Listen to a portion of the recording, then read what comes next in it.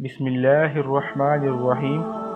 سیدنا انس بن مالک رضی اللہ عنہ سے روایت ہے، رسول اللہ صلی اللہ علیہ وسلم نے مسلمانوں میں سے ایک شخص کی عیادت کی جو لاغر ہو کر چوزے کی طرح ہو گیا تھا، یعنی بہت ضعیف اور ناتواں ہو گیا تھا۔ رسول اللہ صلی اللہ علیہ وسلم نے اس سے فرمایا، کیا تم اللہ تعالیٰ سے کسی چیز کی دعا کرتے تھے یا اس سے کچھ مانگتے تھے؟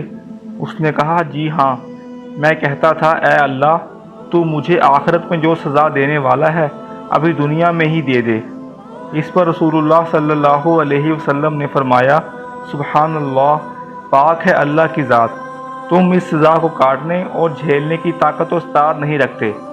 تم نے یہ کیوں نہ کہا، اے اللہ، ہمیں دنیا میں بھی اچھائی عطا فرما اور آخرت میں بھی اچھائی عطا فرما اور ہمیں آگ کے عذاب سے بچا لے۔ پھر آپ صلی اللہ علیہ وسلم نے اللہ عز و جل سے اس کے لیے دعا فرمائی تو اللہ تعالیٰ نے اس شخص کو شفا عطا فرما دی۔